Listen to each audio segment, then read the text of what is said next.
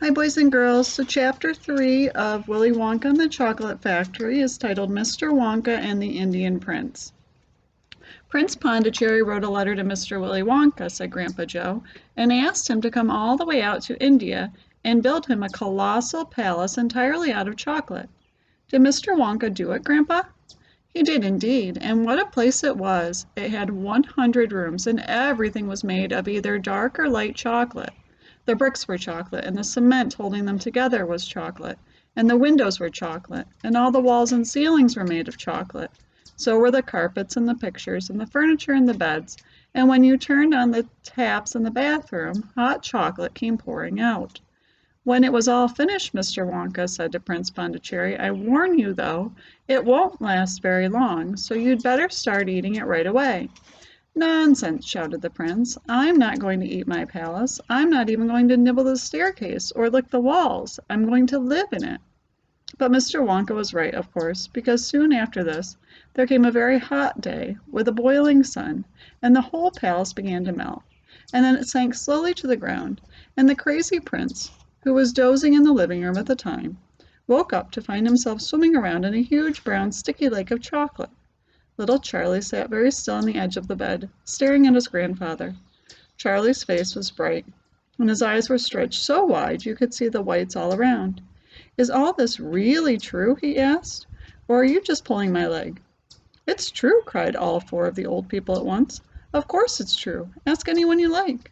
And I'll tell you something else that's true, said Grandpa Joe. And now he leaned closer to Charlie and lowered his voice to a soft secret whisper. Nobody ever comes out. Out of where? Asked Charlie. And nobody ever goes in. In where? Cried Charlie. Wonka's factory, of course. Grandpa, what do you mean? I mean workers, Charlie. Workers? All factories, said Grandpa Joe, have workers streaming in and out of the gates in the mornings and evenings, except Wonka's. Have you ever seen a single person going into that place or coming out? Little Charlie looked slowly around at each of the four old faces, one after the other, and they all looked back at him. They were friendly, smiling faces, but they were also quite serious. There was no sign of joking or leg pulling on any of them. Well, have you? Asked Grandpa Joe. I really don't know, Grandpa, Charlie stammered. Whenever I walk past the factory, the gates seem to be closed. Exactly, said Grandpa Joe. But there must be people working there. Not people, Charlie. Not ordinary people, anyway. Then who? Cried Charlie. Aha, that's it, you see.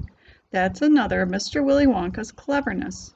Charlie, dear, Mrs. Bucket called out from where she was standing by the door. It's time for bed. That's enough for tonight. But, Mother, I must hear. Tomorrow, my darling. That's right, said Grandpa Joe. I'll tell you the rest of it tomorrow evening. Chapter 4, The Secret Workers. The next evening, Grandpa Joe went on with his story. You see, Charlie, he said, not so very long ago, there used to be thousands of people working in Mr. Willy Wonka's factory.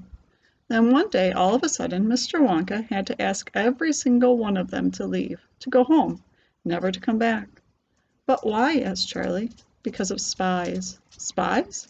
Yes, all of the other chocolate makers, you see, had begun to grow jealous of the wonderful candies that Mr. Wonka was making, and they started sending in spies to steal his secret recipes. The spies took jobs in the Wonka factory, pretending that they were ordinary workers, and while they were there, each one of them found out exactly how a certain special thing was made. And did they go back to their own factories and tell? Asked Charlie. They must have, answered Grandpa Joe, because soon after that, Pickle Gruber's factory started making an ice cream that would never melt, even in the hottest sun. Then Mr. Prodnose's factory came out with a chewing gum that never lost its flavor, however much you chewed it. And then Mr. Slugworth's factory began making candy balloons that you could blow up to huge sizes before you popped them with a pin and gobbled them up. And so on, and so on. And Mr. Willy Wonka tore his beard and shouted, This is terrible! I shall be ruined! There are spies everywhere! I shall have to close the factory! But he didn't do that, Charlie said. Oh, yes, he did. He told all the workers that he was sorry, but they would have to go home. Then he shut the main gates and fastened them with a chain, and suddenly Wonka's giant chocolate factory became silent and deserted. The chimneys stopped smoking, and the machines stopped whirring, and from then on not a single chocolate or candy was made. Not a soul went in or out, and even Mr. Willy Wonka himself disappeared completely. Months and months went by, Grandpa Joe went on, but still the factory remained closed. And everybody said, "Poor Mr. Wonka. He was so nice, and he made such marvelous things. But he's finished now. It's all over." Then something astonishing happened. One day, early in the morning, thin columns of white smoke were seen to be coming out of the tops of the tall chimneys of the factory. People in the town stopped and stared. "What's going on?" they cried. "Someone's lit the furnaces. Mr. Wonka must be opening up again." They ran to the gates, expecting to see them wide open and Mr. Wonka standing there to welcome his workers back. But no, the great iron gates were still locked and chained as securely as ever, and Mr. Wonka was nowhere to be seen.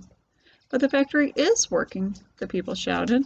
"Listen, you can hear the machines. They're all whirring again, and you can smell the smell of melting chocolate in the air." Grandpa Joe leaned forward and laid a long bony finger on Charlie's knee, and he said softly, "But most mysterious of all, Charlie, were the shadows in the windows of the factory. The people standing on the street outside could see small dark shadows moving about behind the frosted glass windows." "Shadows of whom?" said Charlie quickly. That's exactly what everybody else wanted to know.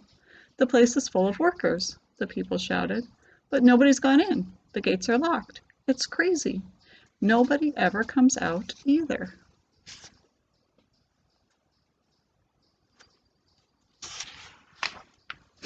"But there was no question at all," said Grandpa Joe, "that the factory was running, and it's gone on running ever since. For these last 10 years. What's more, the chocolates and candies it's been turning out have become more fantastic and delicious all the time. And of course now, when Mr. Wonka invents some new and wonderful candy, neither Mr. Finkelgruber nor Mr. Prodnose nor Mr. Slugworth nor anybody else is able to copy it. No spies can go into the factory to find out how it is made." "But Grandpa, who?" cried Charlie. "Who is Mr. Wonka using to do all the work in the factory?" "Nobody knows, Charlie." "But that's absurd. Hasn't someone asked Mr. Wonka?" "Nobody sees him anymore. He never comes out.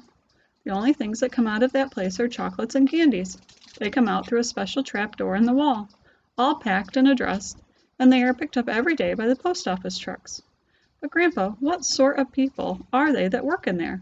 "My dear boy," said Grandpa Joe, "that is one of the great mysteries of the chocolate-making world. We know only one thing about them. They are very small.